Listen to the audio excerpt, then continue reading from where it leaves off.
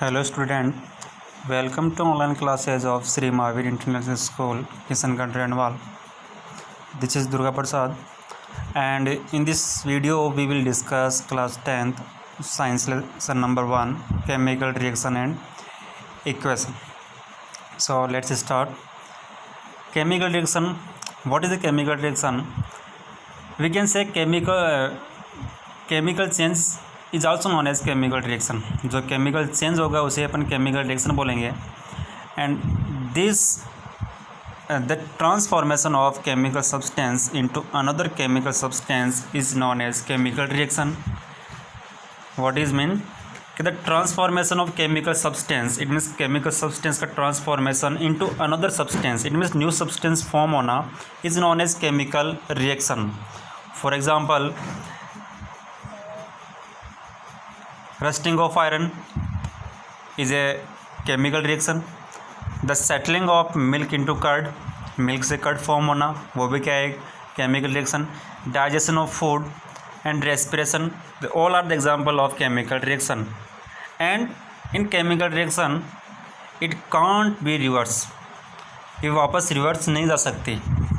For example, rusting of iron यानी iron पे यदि रस्ट लग गई तो उसको वापस जो फर्स्ट टाइम आयरन लेके आए थे वैसे अपन नहीं बना सकते हैं. The settling of milk into curd, यदि मिल्क से कर्ड फॉर्म हो गया तो वापस अपन कर्ड से मिल्क है वो नहीं बना सकते. इनमें से परमानेंट चेंज हो गया. ठीक है. And in a chemical reaction a new substance is formed is completely different property from the original substance.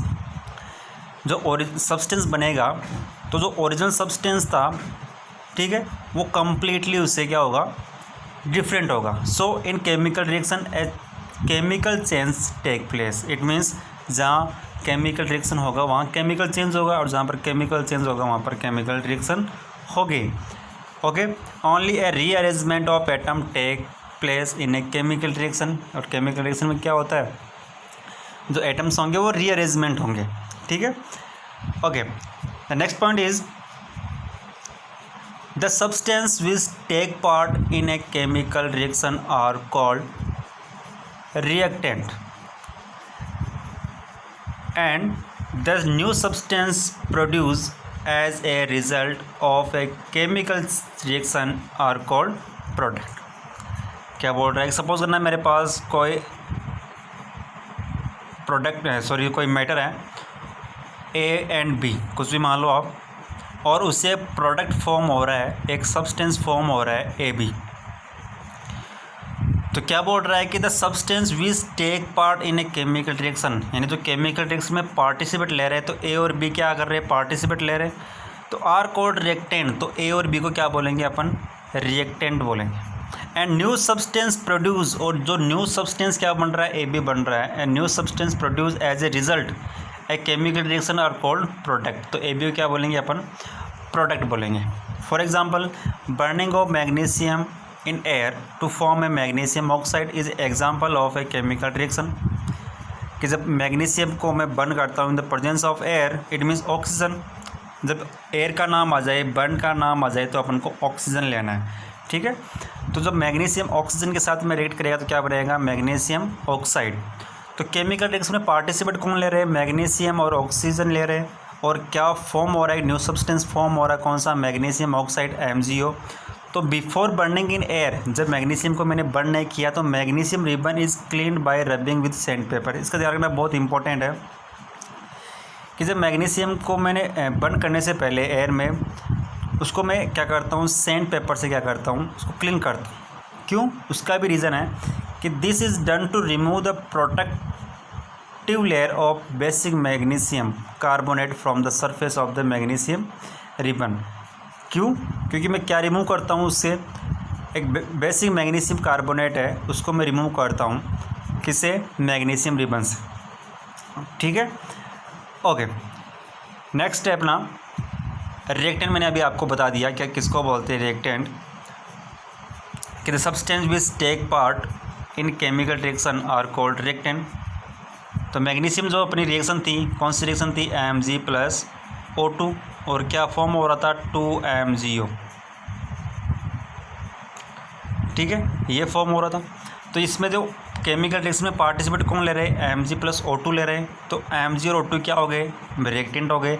और फॉर्म क्या हो रहा था, new substance magnesium oxide form हो रहा था, तो उसे अपन प्रोडक्ट बोलेंगे। ठीक है, तो new substance formed after a chemical reaction is called a product, for example magnesium oxide. Clear? Okay. Characteristics of chemical reaction. अब केमिकल रिएक्शन में क्या क्या कैरेक्टरिस्टिक्स होते हैं, what are the characteristics of chemical reaction. तो first इसका characteristic होता है इवोल्यूशन ऑफ गैस। जब भी केमिकल रिएक्शन होगी उससे क्या इवोल्यूट होगी, गैस इवोल्यूट होगी। The chemical reaction between zinc and dilute sulphuric acid. अब इसमें रिएक्शन है zinc and dilute sulphuric acid is characterized by evolution of hydrogen gas. When zinc react with sulfuric acid then it gives us zinc sulfate and hydrogen gas. तो इससे क्या evolute हो रही है, hydrogen gas evolute हो रही है। It means ये क्या है, केमिकल रिएक्शन है। ये इसके करेक्टर हो गए। नेक्स्ट है चेंज इन कलर। जब भी केमिकल रिएक्शन होगी तो क्या चेंज हो सकता है, उन रिएक्टेंट उस प्रोडक्ट का कलर चेंज हो सकता है। The chemical reaction between citric acid and purple colour potash permanganate solution is characterised by a change in colour from purple to colourless. जब क्या बोल रहा है कि जब citric acid and purple colour potassium permanganate, ठीक है, जब सिट्रिक एसिड और जो पर्पल कलर है किसका, पोटेशियम परमैंगनेट, इनको आपस में मैं मिक्स करता हूँ तो इस characterised change in colour from purple to colourless. तो जो पोटेशियम परमैंगनेट का कलर था कैसा, पर्पल, वो कैसा हो जाता है, कलरलेस। कब होता है, जब इसको मैं किस में मिक्स करता हूँ, सिट्रिक एसिड में। ठीक है। And the chemical reaction between sulphur dioxide and acidified potassium dichromate solution is characterised by a change in colour from orange to green. तो उसका कलर कैसा हो जाता है, ऑरेंज टू ग्रीन कलर है वो हो जाता है। कब होता है, जब सल्फर डाइऑक्साइड और एसिडिफाइड पोटेशियम डाइक्रोमेट सॉल्यूशन को मैं मिक्स करता हूँ तो उसका मिक्स नहीं करने से पहले उनका कलर होता है ऑरेंज। जैसे इनको मिक्स करता हूँ तो एक नया सब्सटेंस फॉर्म होता है, एक नया प्रोडक्ट फॉर्म होता है और उनका कलर कैसा हो जाता है, ग्रीन कलर का हो जाता है। ओके, नेक्स्ट क्या करेक्टर होते हैं इनके, नेक्स्ट करेक्टर है इसका change in state of substance या प्रोडक्ट की स्टेट क्या हो सकती है, चेंज हो सकती है, चाहे वो सॉलिड हो, लिक्विड हो या गैस हो। The combustion reaction of candle wax. जब कैंडल वैक्स को मैं कम्बसन करता हूँ, उनको बर्न करता हूँ तो characterised by a change in state, तो उसकी स्टेट क्या हो जाएगी, change from solid to liquid and gas. Because the wax is solid, water formed by combustion of wax is liquid at room temperature whereas carbon dioxide produced by combustion of wax is a gas। ठीक है, तो जब मैं wax लेता हूँ, इसमें candle जब मैं इसको मैं बर्न करता हूँ, ठीक है, तो पहले कैसे होती है, सॉलिड होती है। ठीक है, जैसे ये बर्न होगी तो ये किस में चेंज हो जाएगी, वाटर में। ठीक है, लिक्विड में। तो इसकी स्टेट वो चेंज हुई या नहीं हुई, सॉलिड से किस में चेंज हो गई, लिक्विड में चेंज हो गई। तो इट मीन्स जब केमिकल चेंज या केमिकल रिएक्शन होती है तो change in state of substance, उनके सब्सटेंस की स्टेट है वो क्या हो सकती है, चेंज हो सकती है। नेक्स्ट क्या करेक्टर है इसका, चेंज इन टेम्परेचर, उनका टेम्परेचर वो चेंज हो सकता है। The chemical reaction between quicklime का फॉर्मूला होता है CaO, कैल्शियम ऑक्साइड को क्या बोलते हैं अपन, क्विकलाइम बोलते हैं। When quicklime water to form slaked lime. ठीक है, जब इसको मैं वाटर के साथ रिएक्ट करवाता हूँ H2O के साथ में तो slaked lime is characterised by change temperature. तो क्या बनता है, सेलेक्ट लाइम बनता है। सेलेक्ट लाइम को बोलते हैं अपन calcium hydroxide CaOH whole twice. तो उनका टेम्परेचर चेंज हो गया। ठीक है, क्विक लाइम से क्या बन गया, सेलेक्ट लाइम बन गया। Which is a rise in temperature. तो जैसे मैं क्विक लाइम को वाटर के अंदर मिक्स करता हूँ तो क्या फॉर्म होता है, सेलेक्ट लाइम फॉर्म होता है और इसका टेम्परेचर भी क्या हो जाएगा, चेंज हो जाएगा। नेक्स्ट एग्जाम्पल है इसी का टेम्परेचर का, the chemical reaction between zinc granular and dilute sulphuric acid is also characterised by a change in temperature. जब जिंक को मैं सल्फ्यूरिक एसिड के साथ में रिएक्ट करवाता हूँ तो भी इनके टेम्परेचर में क्या होगा, चेंज होगा। ओके, नेक्स्ट जो करेक्टर है इसका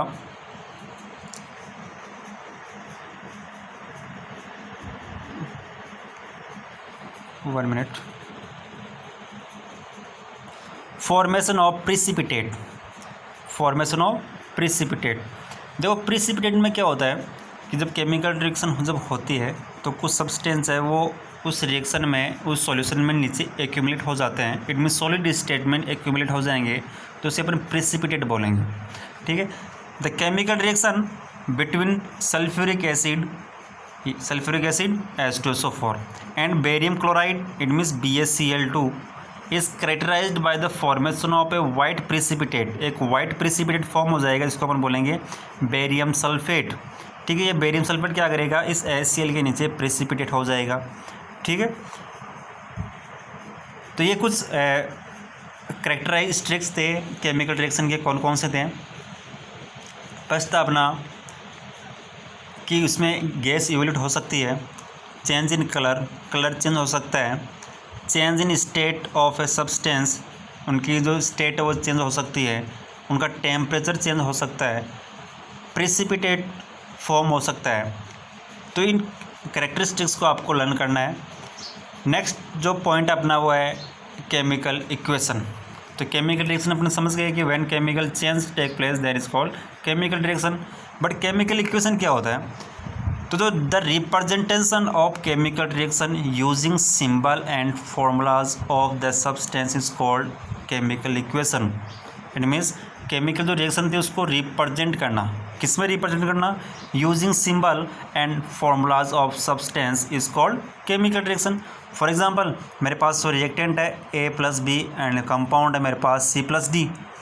इन this equation A and B are called reactant and C and D are called product, and the arrows show the direction of chemical reaction।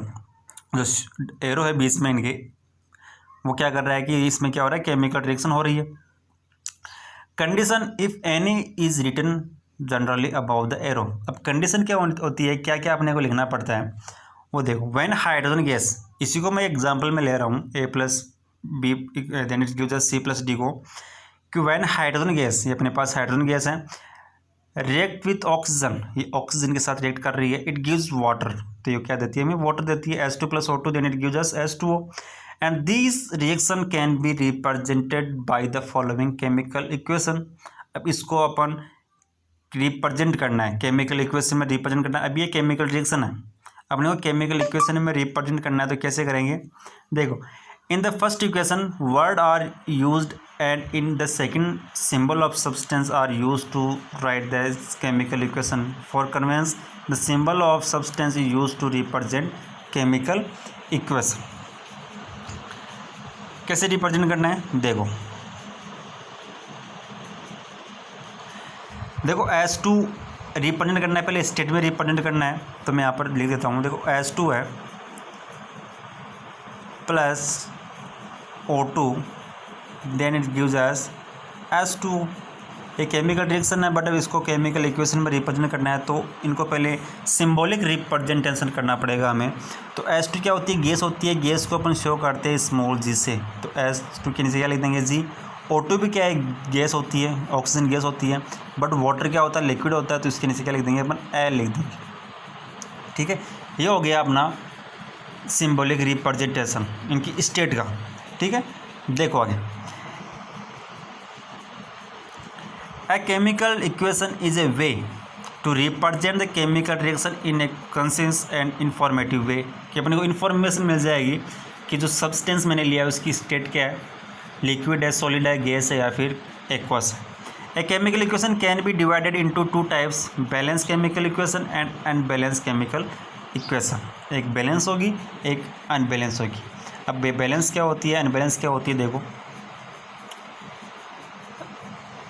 A balanced equation, chemical equation, has the number of atom of each elements equal on both side। Balance में क्या होगा कि जो number of atoms होंगे of each element on the both side, reactant and product, इन दोनों तरफ में क्या होगा कि जो नंबर ऑफ एटम होगा वो क्या होगा, इक्वल होगा। कैसे, जैसे इधर देखो जिंक, रिएक्टेंट में zinc, number of zinc atom 1, इधर भी कितने हैं 1। हाइड्रोजन H2, तो 2 हाइड्रोजन है, इधर भी कितने हैं 2। सल्फ़र एस फॉर सल्फ़र, इधर भी कितने हैं सल्फ़र 1, ऑक्सीजन कितने हैं 4, इधर भी कितने हैं 4।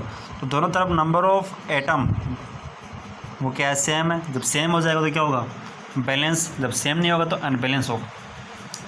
ठीक है। In this equation number of zinc hydrogen sulphate are equal on both side, so it is a balance chemical equation according to. अब इसको बैलेंस क्यों करते हैं अपन, देखो according to law of conservation of mass, mass can be neither be created not destroy in a chemical reaction.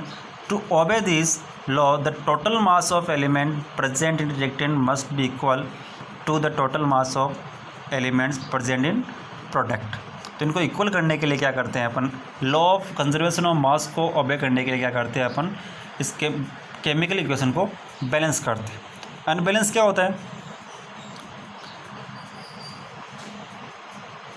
If number of atom of each element in reactant is not equal to the number of atom of each element present in the product, then the chemical equation is called unbalanced chemical equation. For example, ferrous plus H2O, then it gives us ferric oxide. इनको क्या बोलेंगे अपन, इसको यहाँ लिख देता हूँ मैं, ferric FeRRC ferric oxide.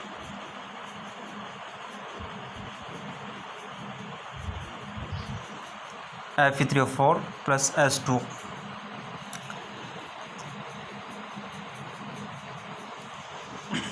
Okay, अब इधर देखो number of element, number of atoms in this example, a number of atom of elements are not equal on to both side. For example one left hand side only one iron is present, इस साइड में देखो iron कितने 1 है, while the 3 iron atom present on the right hand side, और right hand side में देखो iron कितने हैं 3, इधर कितने हैं 1, इधर कितने हैं 3, तो क्या बैलेंस हुआ, नो। तो therefore it is an unbalance chemical equation. अब जो अनबैलेंस है इसको क्या करना पड़ेगा, हमें बैलेंस करना पड़ेगा। तो बैलेंस ए केमिकल इक्वेशन, तो इसको बैलेंस करने के लिए क्या करना पड़ता है हमें, टू बैलेंस द गिवन और any chemical equation follow this step. अब ये रिएक्शन क्या थी, अनबैलेंस थी, इसको क्या करना पड़ेगा, हमें बैलेंस करना पड़ेगा। तो write the number of atom of elements present in reactant and in product in a table as shown here. तो हमें एक टेबल बनानी पड़ेगी, उसमें क्या करना पड़ेगा, दोनों तरफ क्या करना पड़ेगा, जो एटम्स प्रेजेंट है किसमें रिएक्शन में वो हमें लिखना पड़ेगा। तो रिएक्शन अपनी कौन सी थी, रिएक्शन अपनी ये थी ferrous plus H2O, then it gives us ferric oxide plus H2, ये रिएक्शन थी अपनी। ठीक है, तो ये अपना लेफ्ट हैंड साइड था, ये अपना राइट हैंड साइड है। इट मीन्स ये रिएक्टेंट हो गया, ये क्या हो गया अपना प्रोडक्ट हो गया। तो आयरन की बात करते हैं अपन पहले। तो रिएक्टेंट में आयरन कितने 1 है, और प्रोडक्ट में कितने Fe3, तो 3 हो गया। हाइड्रोजन की बात करता हूँ मैं रिएक्टेंट की, तो हाइड्रोजन में कितने थे H2, तो H2 कितने हैं 2, और इधर कितने हैं H2, इधर भी कितने हैं 2। ऑक्सीजन रिएक्टेंट में कितने हैं 1, और इधर में कितने हैं O4 4।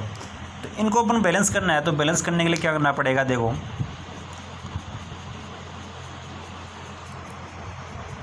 Balance the atoms which is maximum in number on इधर side of a chemical equation. In this equation the number of oxygen atom is the maximum on the right hand side. Balance the oxygen, one need to multiply the oxygen on the left hand side for so that the number of oxygen atom become equal both side.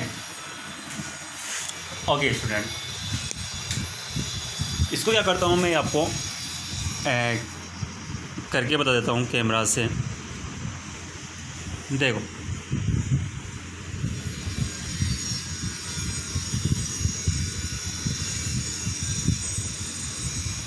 इसमें कि अपने पास कोई reaction है उसको balance करना है, तो balance कैसे करेंगे कि मेरे पास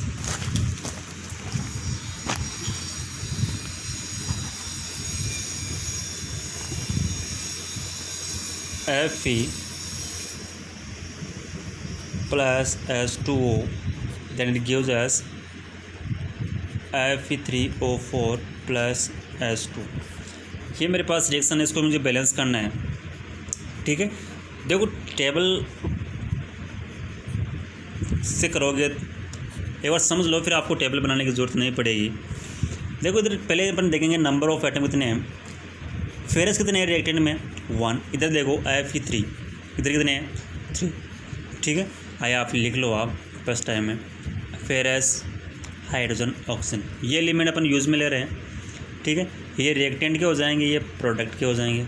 रिएक्टेंट में फेरस कितने हैं 1, प्रोडक्ट में कितने हैं 3, ओके।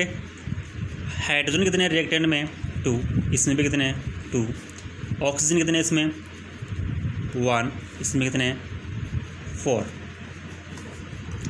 Clear, yes. अब देखो आप, अब सभी को बैलेंस करना है, तो बैलेंस करने के लिए क्या करेंगे, यदि मैं फेरस को 3 से मल्टीप्लाई कर दूं रिएक्टेंट में, तो रिएक्टेंट में फेरस को 3 से मल्टीप्लाई कर दूं तो ये 3 इक्वल हो जाएगा। तो यहाँ पर मल्टीप्लाई करूँगा मैं, तो इसको रिएक्टेंट में क्या करता हूँ 3 से मल्टीप्लाई कर देता हूँ, ठीक है, ओके।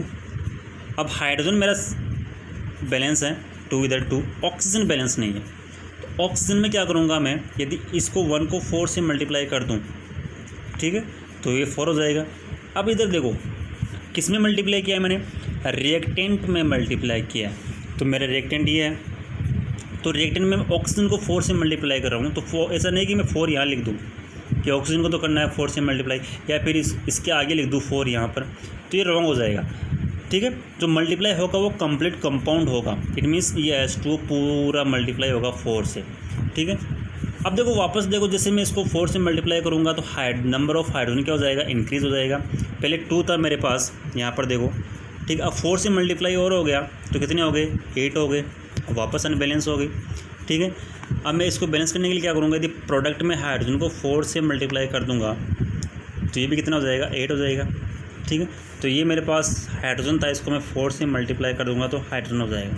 अब मेरे पास जो नई रिएक्शन बन के आई है वो कौन सी है, वो है 3Fe plus 4H2O, then it gives us Fe3O4 plus 4H2। अब देखो बैलेंस है या नहीं, फेरस कितने हैं 3, इधर भी कितने हैं 3, हाइड्रोजन कितने हैं 4 2 8, हाइड्रोजन कितने हैं 4 2 8, ऑक्सीजन कितने हैं मेरे पास 4, और ऑक्सीजन कितने हैं मेरे पास देखो 4 4 1 4, तो सभी बैलेंस हैं, ठीक है। तो ऐसे क्या होती है अपनी केमिकल इक्वेशन, बैलेंस होती है, ठीक है। चलो एक एग्जांपल और ले लेते हैं अपन, यहाँ ले लो CH4 plus oxygen, then it gives us CO2 plus H2, इसको बैलेंस करना, ठीक है। वही कौन कौन से एलिमेंट्स यूज में हो रहे हैं, तो कार्बन हाइड्रोजन ऑक्सीजन हो रहे हैं, तो कार्बन हाइड्रोजन ऑक्सीजन, एक तरफ प्रोडक्ट लिख लो, एक रिएक्टेंट लिख लो, एक तरफ प्रोडक्ट लिख लो, ठीक है। नंबर ऑफ एटम्स अपन देख लेंगे कि रिएक्टेंट में कितने हैं, कार्बन कितने हैं 1, प्रोडक्ट में कितने हैं कार्बन 1, हाइड्रोजन इसमें कितने हैं 4, और इसमें कितने हैं 2, ऑक्सीजन देखते हैं इसमें कितने हैं 2, और इसमें 2 and 1 3, ठीक है। अब इसको बैलेंस करना है, तो बैलेंस करने के लिए क्या करेंगे, कार्बन तो बैलेंस है, हाइड्रोजन बैलेंस नहीं है, इधर देखो 4 है, इधर 2 है, यदि 2 से मल्टीप्लाई कर दो प्रोडक्ट में हाइड्रोजन को तो मेरा 4 हो जाएगा। तो यहाँ पर मैंने क्या किया, इसको 2 से मल्टीप्लाई कर दिया, ठीक है, ओके।